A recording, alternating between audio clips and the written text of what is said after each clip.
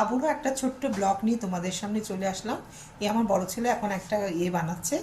কি বানাচ্ছে বলো তো? আজকে ও বানাচ্ছে হচ্ছে পাটিসাপটা।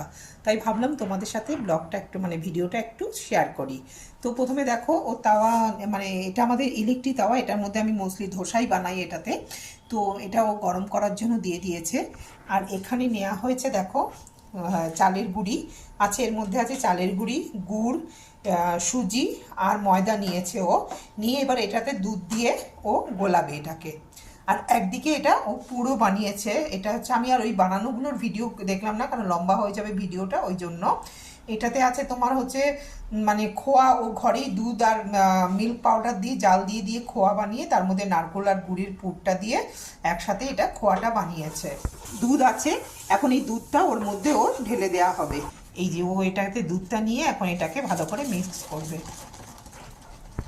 দেখো ওর গোলাটা হয়ে গেছে।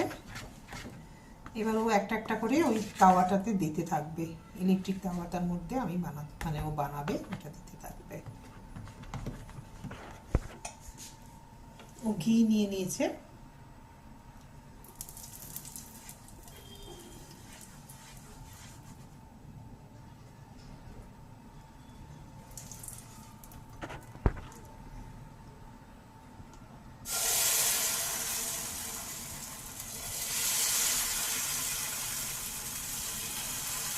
এটা হাতা দেবো কি তোকে?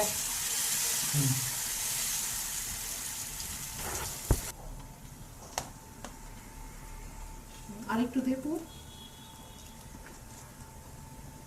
হ্যাঁ, ঠিক আছে।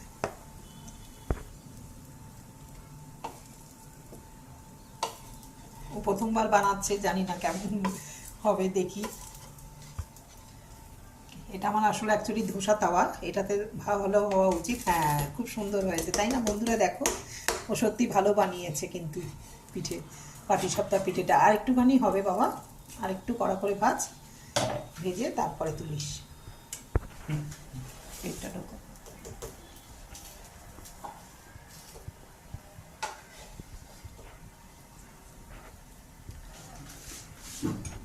তো পিঠেটা তোমাদের কেমন লাগলো দেখো, অত সুন্দর, খুব সুন্দর পিঠেটা বানিয়েছে।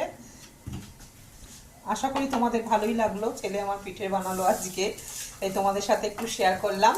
চলো, ভিডিওটা কেমন লাগলে অবশ্যই একটু লাইক বা কমেন্ট করো ভালো লাগলে। চলো, আজকের মতো টাটা, এখানেই শেষ করছি। চলো।